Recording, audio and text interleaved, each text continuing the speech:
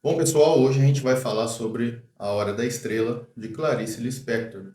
Se você quer saber o que é uma autêntica saída pela porta dos fundos da vida, leia esse livro.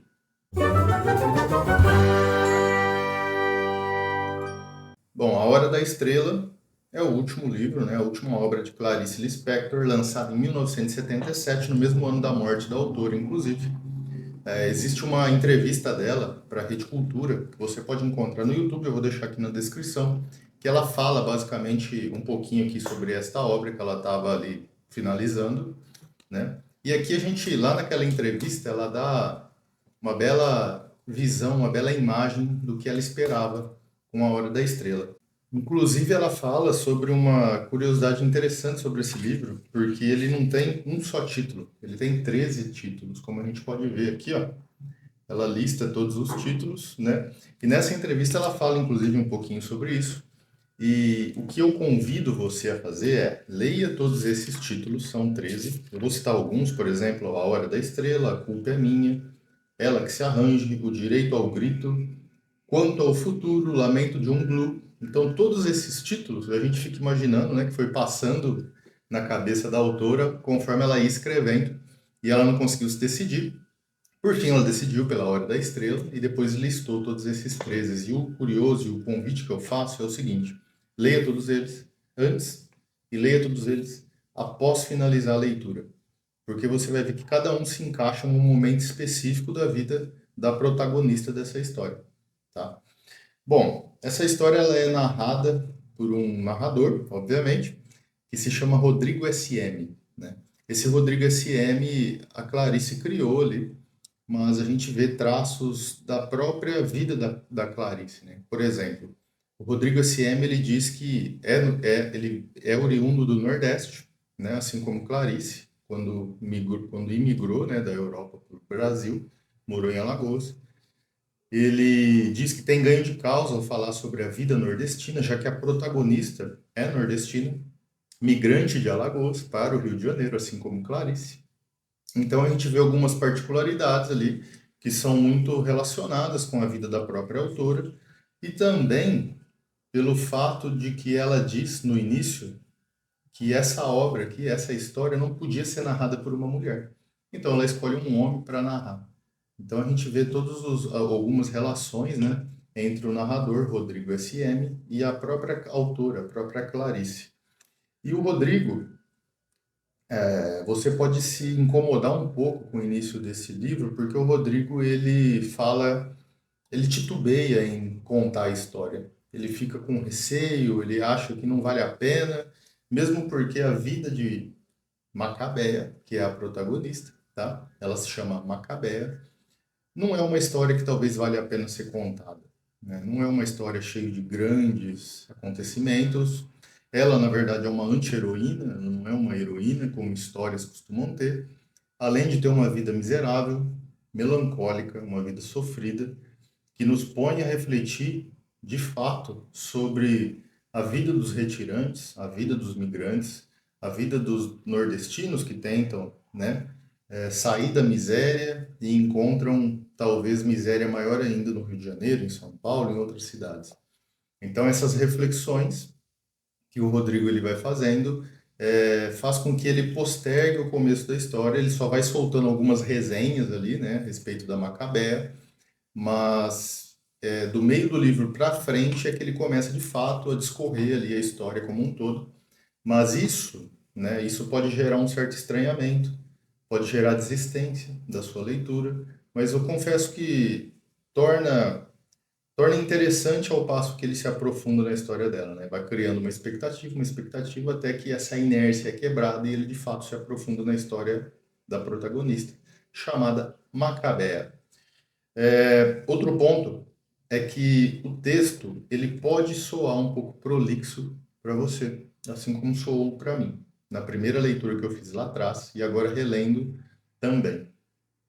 Mas isso é a linguagem da Clarice. Tá?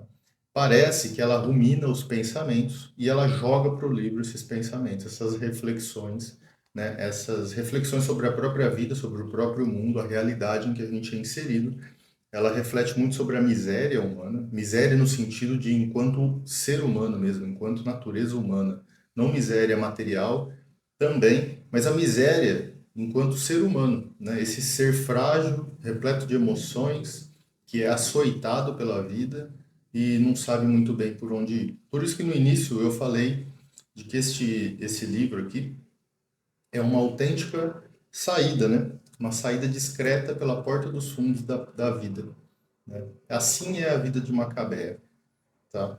Então, não é uma história de grandes acontecimentos, não é uma história de grandes motivações, não é uma história que vai te fazer se encantar pela vida, muito pelo contrário.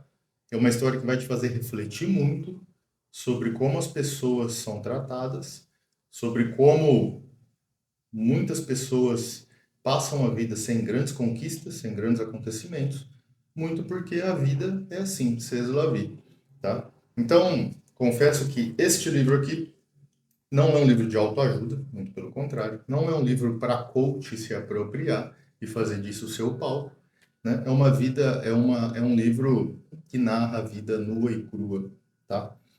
Para vocês terem uma ideia, em determinado momento, eu vou aqui na página 13. Isso, na página 13, o Rodrigo ele fala assim da Macabea. Olha como ela encarava a vida. Quero antes afiançar que essa moça não se conhece senão através de ir vivendo à toa. Se tivesse a tolice de se perguntar quem sou eu, cairia estatelada e em cheio no chão. É que quem sou eu provoca necessidade. Como satisfazer a necessidade? Quem se indaga é incompleto. Então, olha que legal, né? A gente refletir sobre essa parte mostra muito da Macabeia. A Macabeia vivia um dia após o outro, sem grandes esperanças, e isso é importante, sem grandes expectativas, como se ela não tivesse destino, a não ser um, tá?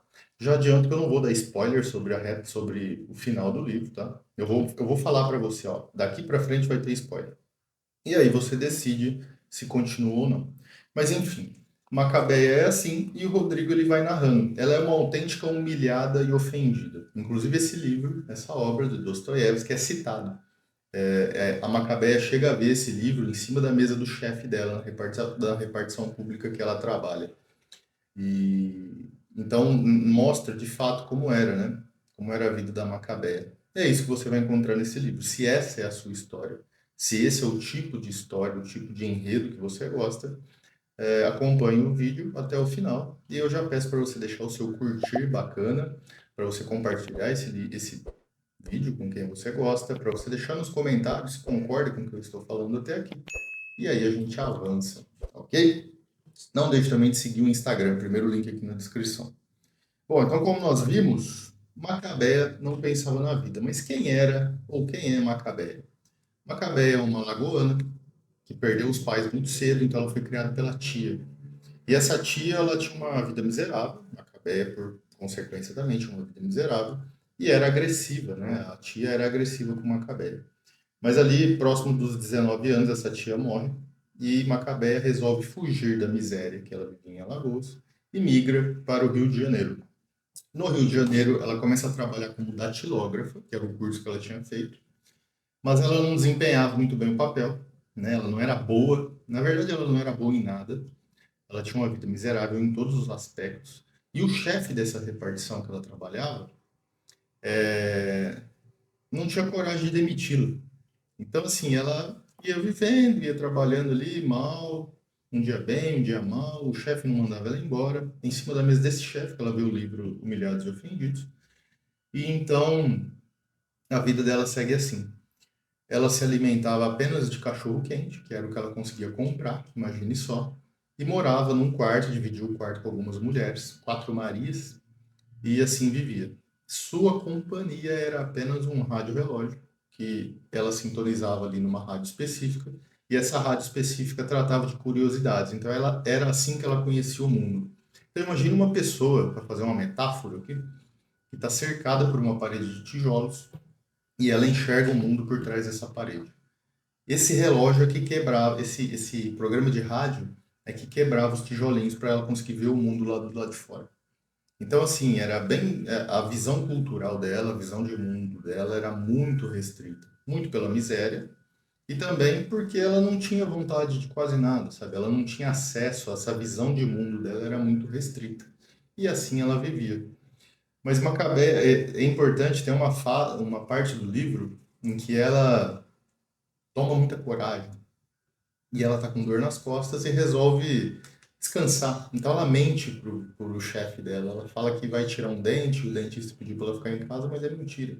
Então a gente vê que esse é o máximo, né? É o máximo potencial da Macabé é faltar ao trabalho um dia, porque ela mente que foi o dentista. Então é um grande acontecimento na vida dela isso, né? E ela fica em casa, ela se ela descansa, ela ouve o rádio, e isso é o grande acontecimento da vida dela. Até que um dia ela conhece Olímpico de Jesus Moreira Chaves. Este Moreira Chaves foi adicionado pelo próprio Olímpico de Jesus para dar mais pompa ao seu sobrenome, né? Porque só de Jesus é um filho de ninguém, né? É um sobrenome comum.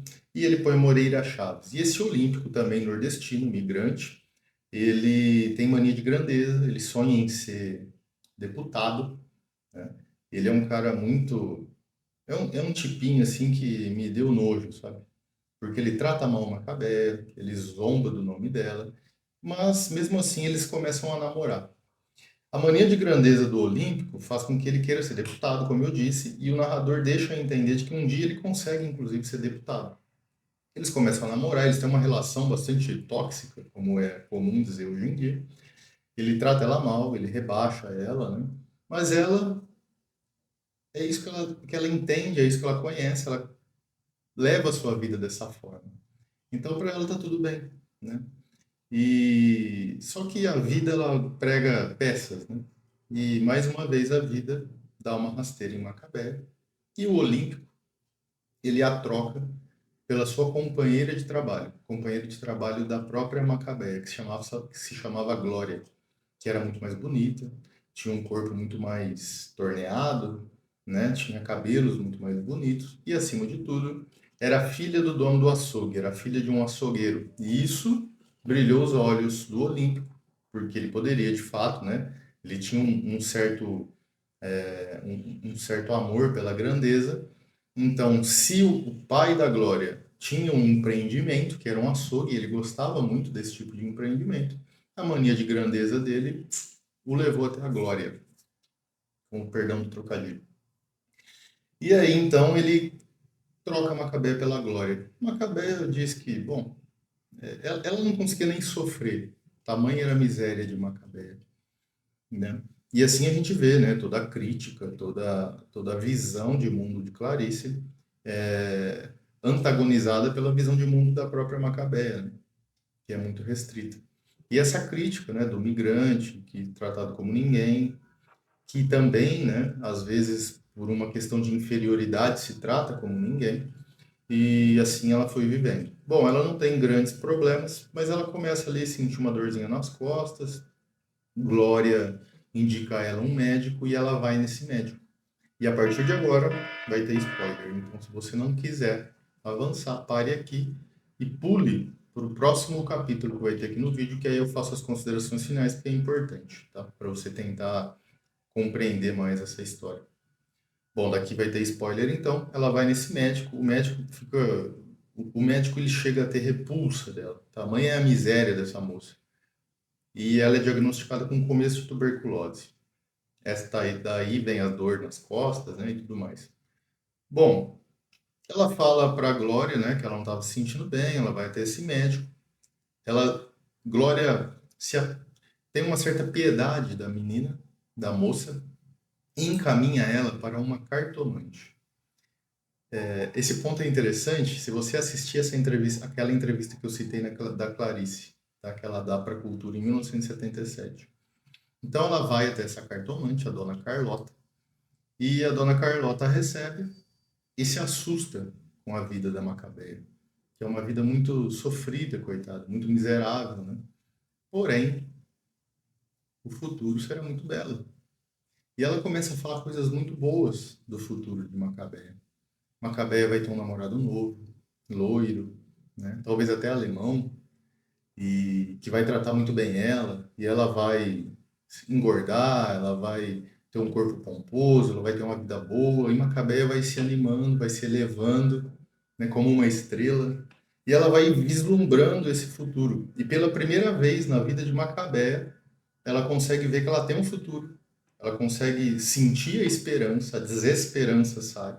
Toma conta dela a esperança. E pela primeira vez ela percebe que ela tem um destino, através dessa cartomante. Antes dela entrar na sala, uma moça tinha saído com os olhos vermelhos de tanto chorar.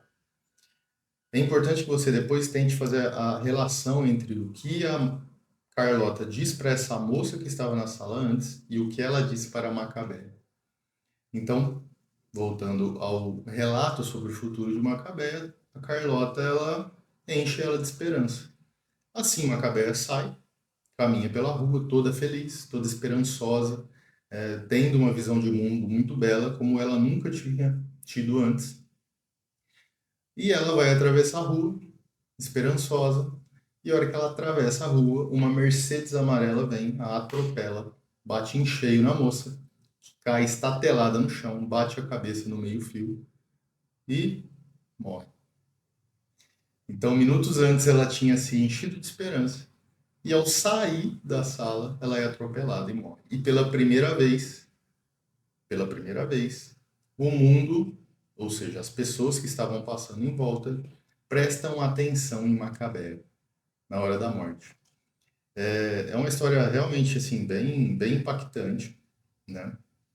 Uma história bastante, ela dá uma certa, ela traz uma certa melancolia, né? Se você entrar nessa história, começar a pensar, começar a refletir sobre o que acontece à nossa volta, começar a tentar entender quando que a gente normalizou o anormal. Quantas macabeias existem no mundo? Quantas macabeias existem no seu bairro, na rua que você passa, no semáforo que você para, na saída da igreja que você frequenta? E simplesmente só são notadas quando morrem, se são, porque viram estatística, né? Então, eu começo a pensar também, se você já leu o 15 e Vidas Secas, por exemplo, que tem também dois retirantes que tentam a vida, né, o Fabiano e o Chico Bento. Como seria a vida deles se eles tivessem migrado também, né? Um deles, inclusive, migra, né? Depois a gente não sabe muito da história, não sabe nada, aliás. Mas a vida sofrida, eles fugindo da miséria e vindo também para o Sudeste ou para qualquer região tentar a vida, encontrando também a miséria, né? Já que a visão de mundo deles era muito restrita. Então eu lembro muito desses personagens de temas parecidos. E a própria Macabeia, né, coitada, quando ela teve esperança, né, foi o último suspiro ali, o último fôlego, tirou a cabeça fora d'água e, no entanto, acho que a gente nem pode dizer que ela tirou a cabeça fora d'água porque ela não se percebia afogando-se. Ela não tinha essa visão, né? Tanto que no começo o narrador, o Rodrigo, ele fala, poxa, ela não se permite nem perguntar quem sou eu, porque é uma incompletude total a vida dessa moça.